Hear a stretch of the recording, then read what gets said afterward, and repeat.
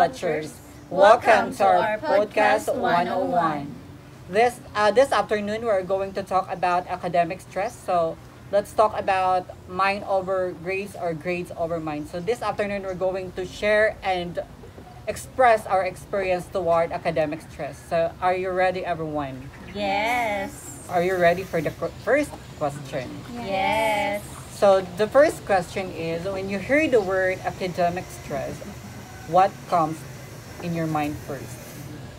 So para sa ako kung mag-inadog ka ng academic stress is which is kanang bitaw ma-stress bitaw ka sa kanang imong mga failing grades or kanang ma-stress ka kung unsaon mo pagpataas ang imong grado ug unsaon mo pag kanang taas ang kanang imong grades kanang nabitaw incoming na exam or kanang mga tawag ani mga activity nga ginapakuan sa mga teachers. That's very good. So academic stress for me kay kanang ma-frustrate bitaw ka when it comes to kanang especially kang finals or the exam.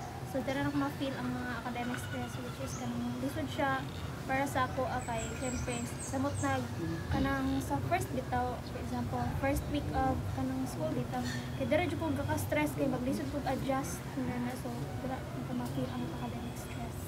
Yes. So for me ang academic stress para sa ako is kanang example ako na kay obligasyon di ba dahil kay obligasyon jud especially if you are a mother na so academic stress for me is kanang na kay obligasyon bitaw especially student ka plus mother pa jud ka so na may stress bitaw pa yung so nako ba example exam niya mag-exam lugar yung anak magsakit so naman ako na akong kuan sa academic stress. Mag-isip ko ang mga oras yes. So ako naman is when I hear the word academic stress comes to my mind is ang pressure. Then ako kay lahi kong pressure kay it comes within me. Dili bitaw sa di ba ang uban nga tao kay it comes from the family and everything. Para so kay it comes within me then munang mas stressful for me because imuha man go dili nimo makontrol ba except lang kung sa lang nga tao di ba kay pwede man ka dili maminaw nga at least para dili ka ma-stress pero kung sa imo bitang paugalingon ang stress di kan Dili mo malikayan. oh dili mo malikayan ba nga kailangan then especially na kanitong especially kanang kuan ako man jud is kanitong I'm not that smart person jud actually pero especially tong time na ni ma'am no mention no jam day pero katong ko time jud na kuan kay na realize jud na ko na kuan ko na laoy kanang marag lisod kaayo din. Ano bang imong expectation dili ma-meet ang realidad? I mean, di ba kanang feeling nimo kay okay, I done my best then pag abot sa kuan kay dili kana bitaw maka-stress kay siya kay dili dili tugma sa imong gina-expect. So like dili ang imong gi-expect is kanang wala nahitabo. Ana then magsakit kay siya sa point na ing ana. So okay na. Next question is, can you share your personal experience kung asa jud nagikan ang stress or ang academic stress para sa imong kagalingon? Sa ako academic stress sa ako gikan sa personal experience. Ang personal experience nako is katong exam sa midterm ba? And then Karon lang mga midterm. Nag-expect ko kay syempre kabalo ko sa akong kagalingon nga kana bitong nagtuon jud ko and then it turns out nga dili pa day kanang sakto or dili pa enough ang pagtuon and then dito nag-start ko ka-stress kay syempre unsa ba di ay kulang and then personally mali budget na ako pero sala pud na ako nganong ka-stress ko pero kanang namo gid part sa akong kanang dili na ko siya madawat dito kay syempre kanang taas kong tanasong kaugaling like expect competitive ka.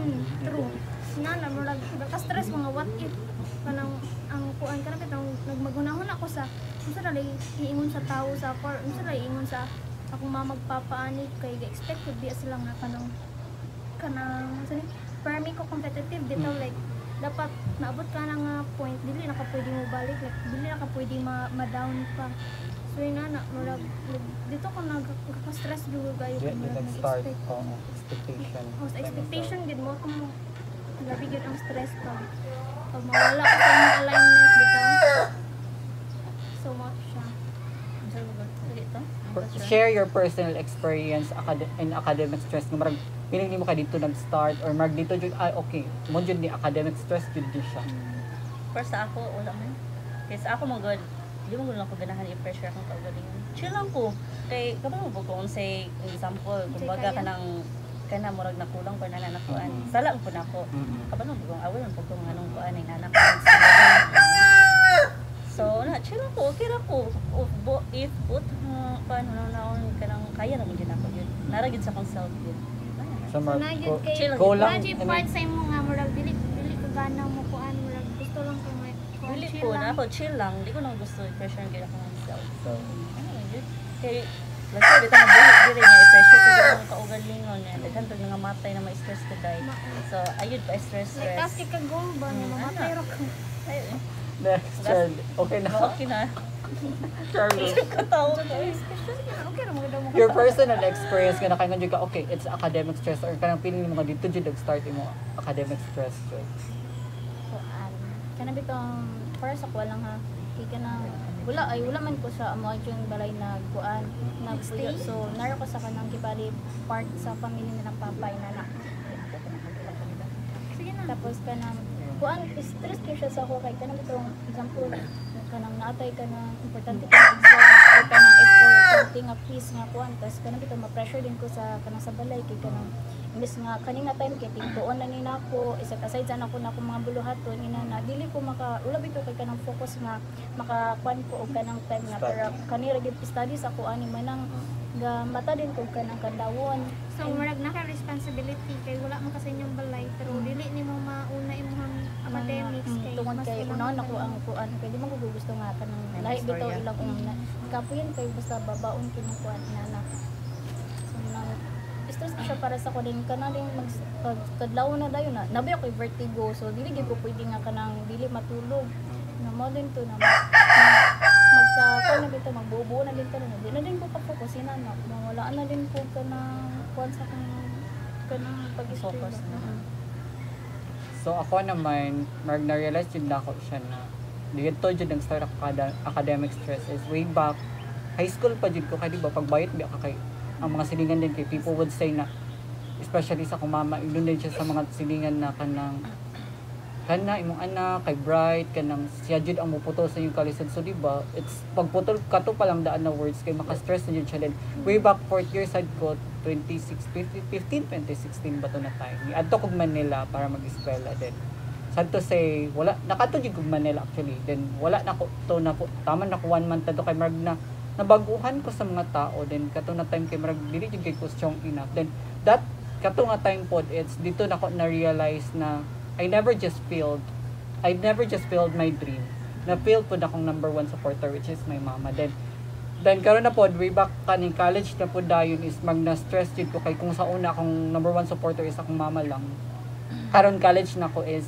nigawas pod nga for the first time nga akong katong nibalik ko eskwela kay di ba dugay ko nag-eskwela din then katong pagbalhin man gud diri nag boarding house ko gihatod ko sa akong papa din katong mga time nga kon kay working student man ko grade 11 and grade 12 then pagundang jud ako wala jud ko ni istorya sa akong papa na kanang pa suportahis ako ngay ngani wala jud ko wala kita ko naka-istorya din kato dayong pagbalhin ako diri nga gihatod ko niya that's the first time nga nag-istorya mi sa akong papa heart to heart talk then I na remember na ko nga naghilaka pa ko adto na ako sa akong papa na ano patabangi sa jud ko pa ha kay di ba kay kailangan di jud ko din kato nga time is I was a breadwinner in the family po then kami ra jud akong papa nagtrabaho din kato din na time then first time po na ako nga nadunggan sa akong papa ban na ko ana balag lisod ta paningkamot lang jud og eskwela kay ana then murag kana bitaw nga karon kay murag di na ko pwede mag-field kay duha na sila ang expect sa ako adin So like murag wala na kay choice. wala na koy choice kay di ba sa una na failed na ako then this is the second time nga Second dapat chance na second sila. chance na ako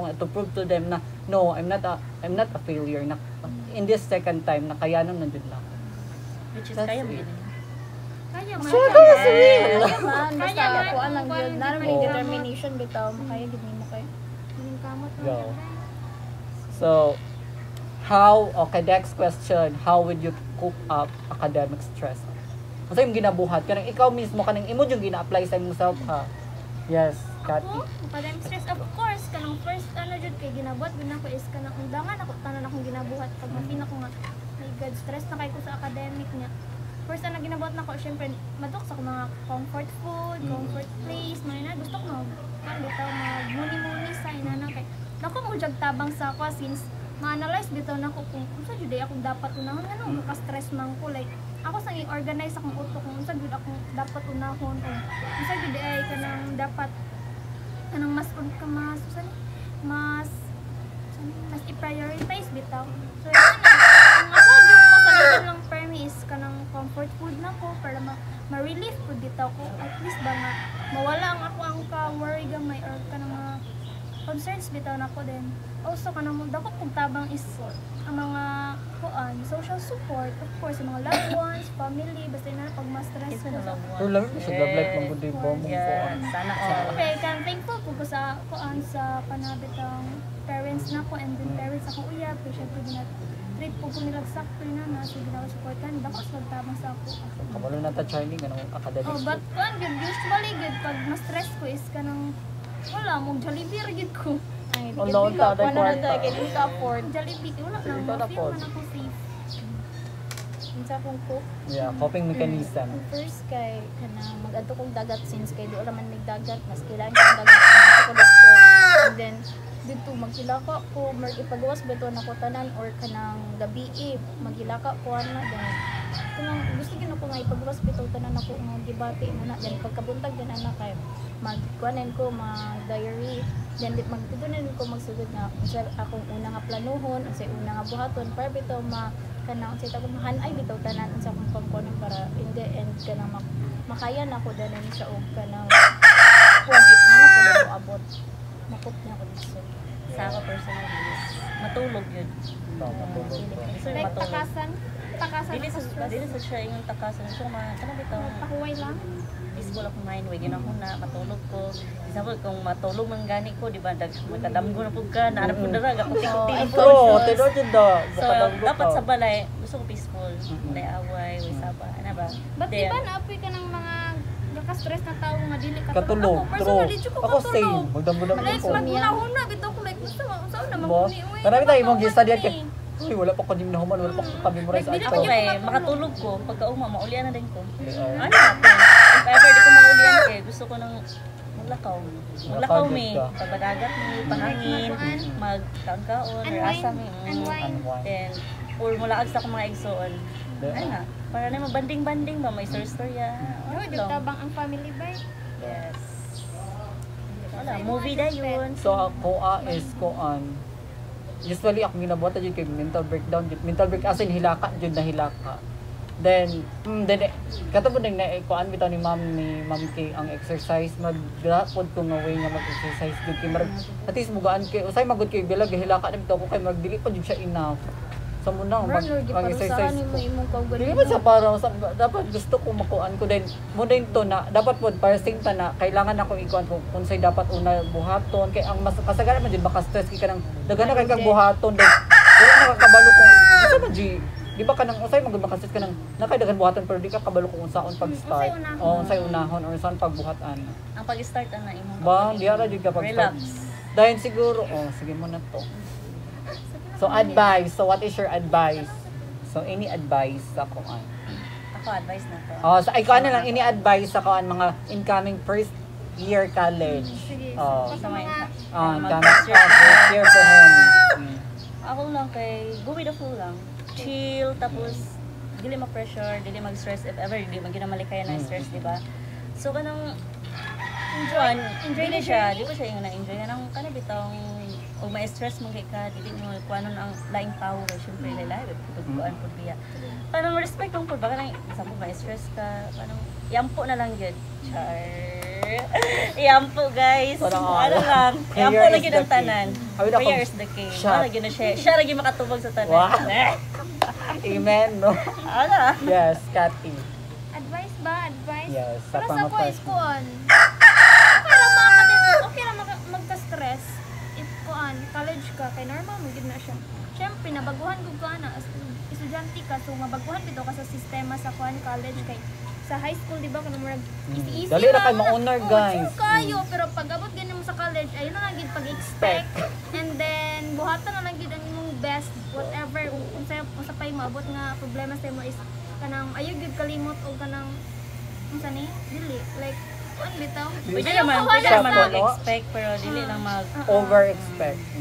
Pero kuan ba kung gusto man gani ka mag-enjoy and I mean kanang dapat kabalo kasi mo limitations kay sayang pud biya ang expectations sa imong parents sa imo kay proud sila nimo nya imo ra lang ko ano biguon so dapat normal na siya academic stress pero kailangan kabalo po kasi imong limitations kung gusto ka mag-cope up sa imong stress. Okay. So sa mga magulang dira, more gini ko maingon sa inyo sa incoming na first year, laban ng gid ni sa kinabuhi. Dili gid ta pwede nga magsuko-suko kan mao naman ni. Inani Laban naman self. gid atong kinabuhi. Wala di back out. Kung unsa magala inyo na decision nga course, gidto na gid mo. Ayo na gid mo pagpuli-puli kay na. Mo ra gid unsa na. na sugdan. Sige. Kamo nagibala sa imong kagalingon. So ako naman, Unsa na sugdan ipadayon. so ako naman incoming first year student is grab all the opportunity nga imong gusto i-grab bisag feeling nimo nga dili jud siya kanang especially kanang mga entrance exams or kanang mga scholarship i-grab jud na bisan bitag feeling nimo nga ay di man inaw kaya i-grab lang kay di ba wala ka kabalo kung makuha dito nimo di ba masalagmaan ka then okay kay na then next dine kay kuan dine i-take jud ang tanan nga entrance exam bisag asa na school kay ingara man jud ako gibuhat puhon kay para at least ba nakay daghan choice nga kani diri ba kung kung wala ang isa kay kung nakay pull back pod kung kuan then in terms sa kuan sa Isa pa pod is kanang kuan dapat choose wisely bitaw sa imong course kay once gani nga murag dili ka sure anak kay murag dili jud ka mo padayon kay dili mo ka ganahan sa imong ginagawa. tapos pod kuan na jud normal na jud kay sa college nga makakuha kag 4 normal na jud kay na siya basta ang importante bitaw dili na siya sign nga muundang na ka or di na siya sign Kay kuan makaya pa ginani oh mo. makaya pa jud na Depende na lang di ba gina ang si mo. tagline sa college namo guys is bawi next Bawi siguro next tag life, tas siguro bawi niya. Pag hilak lang gyapon. bahilak lang breakdown din hilak bawi next ano Mo magid na ang life na to. So, padayon lang yun. Padayon, mo gid na padayon. Hindi po tayo mind over kuan. Ayan sige. So last question is kuan. Unsay mong mas pilion, mind over grades or grades over mind? Sa ko Kati. mind. Mind over grades or grades over mind? For me, kuan grades over mind. Kaya as a competitive bitaw nga tao bitaw kay mas piliyon gud ako nga kanang mas dako akong grades kaysa ma-destroy ako and of course halag nagkinaunsa bitaw. Basta kay dako akong grades kay di ko gusto nga kana bitaw less expectations ang mga tao nga ga-expect og taas ako so na murag ginamatter na ko ang mga expectations sa laing sa katong mga tao nga nakapalibot sa ako kasi sa akong mind. Yes, Aisha. Me is mine. Mind. Nga naman. Okay.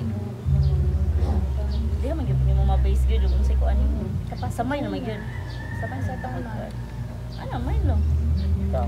Mind gyapon kay kung more gid na ang makaisip mo ang utok. So, may na namang i-pressure nimo kung maura gid na. So, kung gusto magaling nimo nga kanang takupay mo ang kuan sa imong self, maningka mo talang gid kag tuon ina na. Pero dili pud ka Pero mas daghan ng lambo ang mga kuan. mga discard kaysa Dili. ay Discarding over. Iba yun. Discarte over kuan. Diploma over discarding. cut. Sige So, ako. mas daghan ang gilambo ato mga dili Dili, kayo na arang yung anong utok. Daghan bitaw. Dili Oh, mo di ka gitna. mag-expect na ubay ka na teacher na. Di wa ka nag-expect ko sa mga siya sa uno like pero karon kay Police professional na. na Wala ka lagi. balo mga namo gyud mga tao nga maayo pero- sa diskarte per dili maayo sa academic. Pero napiuban Pero na. dapat bitaw yun sa realidad sa kinabuhi kay dapat dili lang pud ka ma-discarte dapat mukabot pud kag kuan kay bisag unsa ni mong discarte man jud kung disco Pero ang dai. reality gyapon na kay support yun. Supportahan yun yung mga estudyante. Kay para makahuman gina siya kay kanang mga example tong ging ni Charlie na dili siya arang sa auto pero gina-support siya na siya yung mga social so support ba. support. So manong na kahuman gid siya nya luoy kay tong uban dito ng mga utukan kayo nga wala kahuman.